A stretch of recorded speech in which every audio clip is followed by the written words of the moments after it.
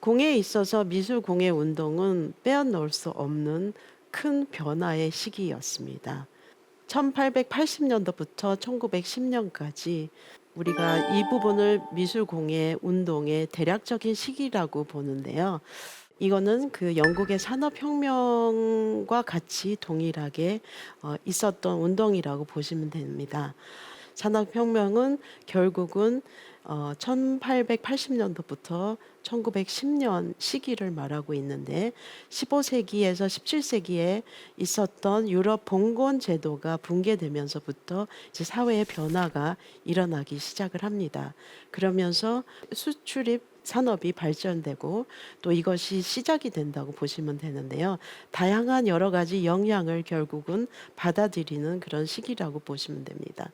이 시기는 한국에 있어서는 그 조선 시기 말 또는 이제 대한조선이 되는 그런 시기였는데요. 한국에 있어서는 그런 산업혁명이라든지 이런 부분들이 추후에 일어났기 때문에 미술 공예 운동에 있어서는 조금 다르다고 볼 수 있습니다.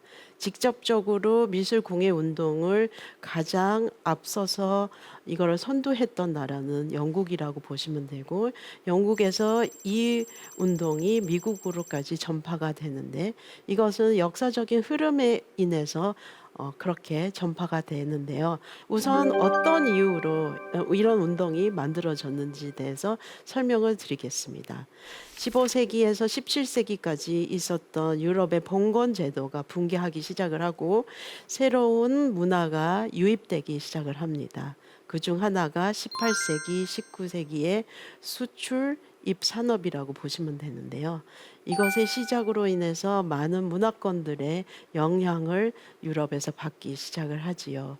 뭐 너무도 잘 알려진 파리 박람회도 있고, 뭐 일본과의 그런 교섭을 통해서 일본의 문화가 유럽에 전파되는 그런 시기라고 보시면 됩니다. 산업혁명은 어떠한 발전을 사회에 도입을 시켰을까요? 사상과 이념에 있어서 대량 생산이라는 부분이 가장 큰 그런 변화였고요. 그러면서 이제 기계의 발명, 새로운 발명으로 인해서 그 모든 사회적인 변화가 일어나기 시작을 합니다. 발명은 곧 대중교통이라든지 소통이라든지 도시와 도시가 연결되는 부분에 있어서 훨씬 더 우리 사회에 많은 것을 확장을 시켰습니다. 그러다 보니 수공예로 이때까지 작업을 해온 그런 장인들은 위기의식을 느낄 수밖에 없었던 그런 상황이었습니다. 그들은 수공예적인 것들, 손으로 만들어지는 공예가 없어질 것을 우려를 하기 시작을 해서 이것을 지키기 위해서 미술 공예 운동을 하기 시작을 합니다. 하지만 그들만을 갖고 이런 운동이 일어날 수는 없었습니다. 사상가들 또 애호가들 또는 이걸 소장하는 그런 사람들과 동일하게 같이 이 운동을 일으키기 시작을 하는데요. 이 당시에는 17세기 이전과 다르게 그 손으로 만들었던 사물들이 어떠한 그런 질적인 부분에 있어서는 굉장히 뭐랄까 안 좋아지기 시작을 했다고 보시면 됩니다. 보시다시피 손으로 만들었던 자수나 또 직물과 직조로 한 땀 한 땀 짰던 것들을 이제는 기계로 만들기 시작을 했습니다. 뭐 지금으로 말할 것 같으면 21세기에 와서는 AI, 지금 한참 화두가 되고 있는 이런 부분들이 있는데, 마찬가지로 AI로 인해서 우리가 하고 있던 그런 직업, 우리 사람이 할 수 있는 모든 것들이 변하고 있지요. 따라서 뭐 공예를 말할 것 같으면 더 이상 우리가 손으로 안 만들어도 되고 기계가 이거를 대체하지 않을까 하는 뭐 그런 우려이죠. 그 당시에 사람들도 저희와 같았을 거라고 생각을 합니다. 네, 대표적인 발명으로는 뮬 방적기인데요. 사뮤얼 크롬톤에 의해서 손으로 만들어졌던 섬유, 직물들이 이제는 대량 생산에 의해서 만들어지기 시작을 했습니다.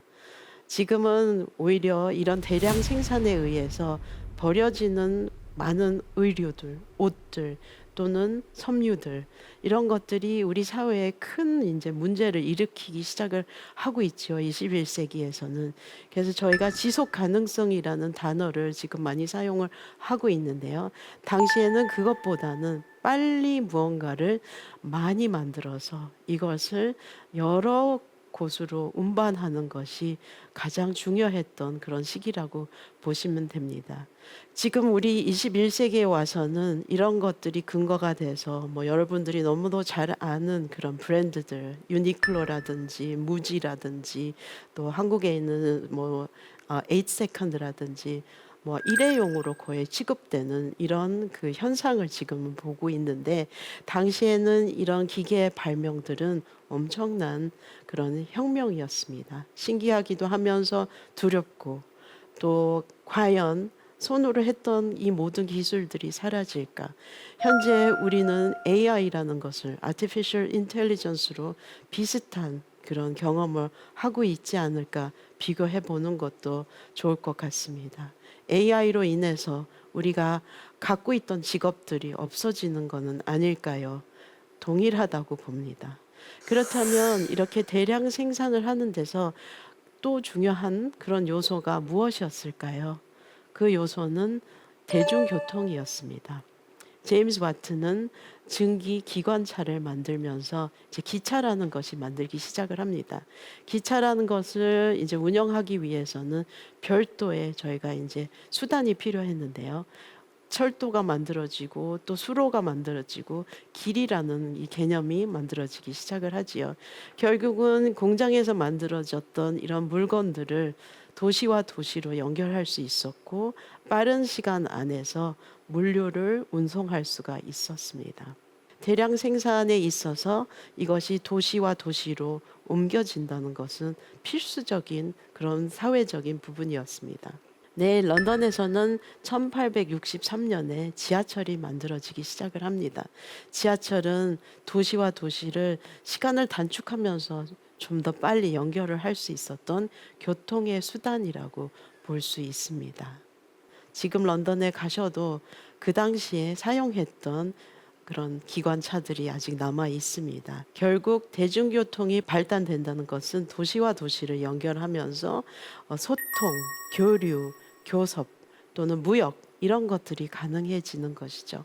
역시 그렇게 하면서 도시라는 개념이 처음으로 도입되기 시작을 합니다. 사람들은 예전에는 여러 곳에서 살았다면 도시가 가장 핵심이 돼서 도시에서 생활을 하기 시작을 하지요. 그러면서 라이프스타일이라든지 생활 방식이라든지 생활에 사용되었던 의식주가 변하기 시작을 하지요. 자, 지금 보시는 이 이미지들은 그 당시에 런던과 맨체스터의 그런 형성이라고 보시면 됩니다. 도시가 만들어지면서 우리의 삶과 삶의 가치는 바뀌지요. 속도도 빨라지고 또 사용하는 일상생활의 그런 도구들도 달라지기 마련입니다. 이러한 것들을 저희가 이제 그 19세기 후반에서부터 보았던 현상들인데요. 산업혁명으로 인해서 모든 것들이 새롭게 평가되면서 바뀌기 시작을 합니다. 대량 생산에 의해서 빨라지고 많은 물건을 한 번에 만들 수가 있지만, 수공예적인 부분들은 아무래도 그 퀄리티나 이런 가치에 있어서는 많이 저하됐다고 볼 수 있습니다. 따라서 이 손으로 작업하던 이런 사람들은 위기의식을 느낄 수밖에 없었지요. 이것을 보존하기 위해서 문화 애호가들 또는 이것을 지키기 위한 여러 철학가들이 있었다고 보시면 되는데, 이념과 또는 생각과 철학은 우리의 그런 그 발전에 기여를 하는데요. 저는 지금부터 3명의 그런 사상가들을 소개해 드리겠습니다. 그 중 하나는 이제 네오고틱 양식을 주장했던 건축가 푸진이 있었습니다. 푸진은 그 당시에 디자인이라는 그런 용어가 없었지만 지금 우리가 알고 있는 디자인 이론을 만들었던 그런 장본인이고요. 이런 그 디자인 이론을 만들면서 예술 또는 미술 이런 것들을 발전시키기 시작을 합니다. 시대에 필요한 그 예술의 감성을 충분히 연구하면서 대량 생산에 대입될 수 있는 뭔가의 이념을 만들고자 했습니다. 근거를 찾았을 때는 고딕 양식, 중세의 그런 그 이론들을 도입시키기 시작을 하는데, 그 이유는 이 당시에는 자연 또는 자연에서 영감을 받았던 그러한 구축에 있어서의 그런 기초를 다시 재조명하자는 의미에서 이것들을 다시 평가하고 또 가치관을 새롭게 하면서 시대에 맞는 이념을 발전을 시키기 시작을 합니다. 푸진을 이어서 러스킨은 이분은 시도 쓰고 또 글도 남기고 또 건축에도 비평을 하는 그러한 문화인이라고 보시면 되는데, 문화와 또 철학과 또는 이러한 미술 문화 운동에 있어서는 가장 큰 역할을 했다고 보시면 됩니다. 대표적으로 베니스의 돌, The Stone of Venice라는 그런 책을 써서 알려졌는데요. 역시 여기에 기록된 내용들은 영국인들이 흔히 이탈리아에서 영감을 받았던 건축 양식 또는 문화적인 발전 또는 생활, 이런 것들을 도입시켰다고 보시면 됩니다.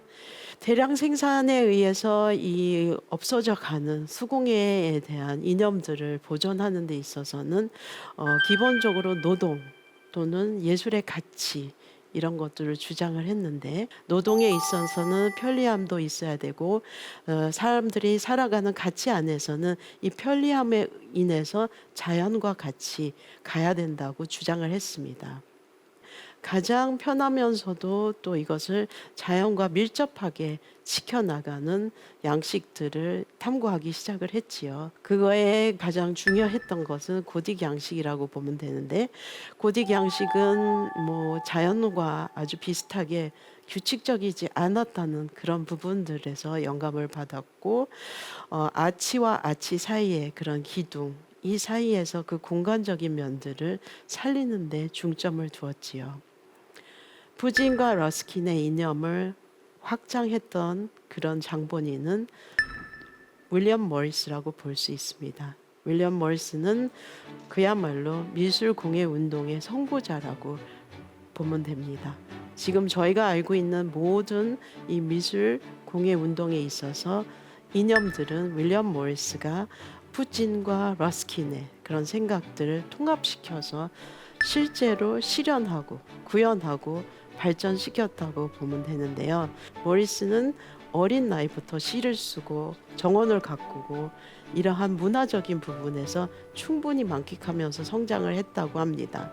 부유한 가정 안에서 포도밭을 가꾸고 정원을 가꾸고 문화를 사랑할 수밖에 없었던 그 배경 안에서 에핑이라는 그 숲 속에서 자연을 발견하지요. 후에는 윌리엄 모리스는 이것을 벽지로 표현을 하기도 하고 직물로 따비를 만들면서 표현을 하지요. 모리스는 그 라파엘 전파의 그림을 매우 좋아했습니다. 라파엘 전파의 그림 안에서는 고딕 양식에 있는 건축과 또 그 당시에 그 정원을 가꾸는 그 묘사된 자연을 매우 사랑을 했습니다. 모리스가 후에 모리스 상회라는 트레이드, 이런 걸 통해서 본인이 만들고 싶은 것들을 여기에서 다 만들었다고 보시면 됩니다. 이런 이념을 주장할 수 있었던 모리스는 유년 시절이 굉장히 부유했고 아버지는 이제 포도주를 생산했던 그런 상인이었다고 하는데요. 포도주를 생산하기 위해서는 아시다시피 이런 포도의 품질이라든지 또는 그것을 포장하는 용기라든지 이런 것들이 겸비돼야 됐었습니다. 많은 시간을 정원을 가꾸고 또 시를 쓰고 어떠한 그 몽상적인 것들을 관찰하면서 발전시킬 수 있었다고 보면 되는데, 유년 시절은 거의 에핑 포레스트, 영국에 있는 에핑 포레스트에서 그 아름다움을 만끽하면서 수공예와 접목을 시켰다고 생각을 하면 됩니다. 그리고 이 당시에 이런 문화 애호가들은 한 가지만 배우지 않았습니다. 기본적으로 시를 쓰고 글을 쓰는 거 또는 어떠한 그림을 그리고 이런 어떠한 풍요를 즐겼다고 보시면 되는데요. 이것을 하면서 본인들이 필요한 것들을 그때그때 연구하고 또 거기에 있는 전문가들을 찾아가서 본인들의 지식을 더 확대를 했다고 보면 돼요. 그래서 인제 모리스 같은 경우에는 뭐 섬유도 했고 또 그림도 그렸고 시도 쓰면서 건축까지도 이제 공부를 했습니다. 이들은 다 학식도 매우 출중했고 또 깊이와 방대함은 누구와도 비교할 수 없었기 때문에 훗날 그런 영향을 전파할 수 있었습니다. 모리스의 가장 훌륭했던 작업은 본인이 살았던 신혼집으로 했던 The Red House. 뭐 누구나 그런 집을 만들 수 있지요. 하지만 이 레드하우스는 아직도 영국에 존재를 하고 미술 공예 운동의 근거를 연구하시겠다고 하면은 반드시 가야 할 그런 명소 중에 하나입니다. 아직도 영국에 가면은 여기를 방문할 수 있는데요. 그런데 레드하우스가 단지 집을 설계하고 장식을 하는 그런 근거로서 남아 있는 것이 아니라요. 그 당시의 시대적인 이념을 가장 잘 보여줬다고 할 수 있습니다. 최고의 장인들을 모아서 만든 집이라고 보면 됩니다. 러스킨과 푸진이 주장했던 자연의 그 불규칙, 고딕 양식의 아치형, 그러면서 기둥과 기둥 사이의 공간 이런 것들을 살려 천장은 고딕 양식으로 만들되 뒤에 있는 이 선반은 그 틀을 응용을 해서 반영을 해서 실용에 아주 편하게 사용할 수 있는 어떠한 선반을 만들었습니다. 따라서 책도 여기에 담고 또 접시 또는 일상생활에 사용하는 산물들을 담을 수 있었습니다. 의자 역시도 팔을 걸 수 있고 하는 양식을 이 집 안에 담았다고 합니다. 물론 누구든지 이렇게 최고급품으로 집을 치장하면 좋겠지요. 하지만 모리스가 이렇게 미술 공예 운동을 할 당시에 모리스에 반발했던 사람도 있습니다. 왜냐하면은 일단 하나의 집을 이와 같이 만들기 위해서는 시간이 너무 오래 걸렸고요. 또는 재료와 또는 그 디자인을 하기 위한 장인들을 고용해서 사용하기란 상당수의 비용이 들었겠지요. 지금 보시는 이 레드하우스에서는 최고의 벽지, 최고의 따삐로 인해서 양탄자에서부터 가구까지, 그다음에 심지어 가구를 씌우는 섬유 직물까지도 모리스가 모두 디자인을 했습니다. 이것의 가장 축소된 샘플은 영국에 있는 빅토리아 알버트 박물관에서 조금이나마 느낄 수 있습니다. 빅토리아 알버트 박물관에 있는 이 방은 모리스가 사용했던 벽지, 자연의 꽃들, 들꽃들을 반영한 디자인으로 만들어진 거라고 보시면 됩니다. 미술 공예 운동은 이와 같이 발전되면서 교육에도 영향을 미쳤습니다. 러스킨의 이념과 모리스의 이념이 접목되면서 당연히 단체들이 형성되기 시작을 했는데요. 이 단체들은 수공예품의 장인들 또는 그 사라져가는 기술들을 보존하는 측면에서 길드라고 합니다. 길드라는 것은 연합입니다. 연합이 만들어지면서 본인들이 갖고 있는 사업을 지켰고 사라져가는 수공예품들을 살릴 수 있는 그런 단체라고 보시면 됩니다. 이 단체가 만들어지면서 또 이것을 보존하기 위해서 교육이 필수적으로 필요하죠. 영국에 있는 상당 수준의 그런 학교들은 그 당시에 만들어졌습니다. 길드가 형성되면서 교육까지 확장이 되는데 교육은 지금 우리가 알고 있는 유럽에 있는 미술 교육의 근거를 미술 공예 운동에서 만들어졌다고 보시면 됩니다.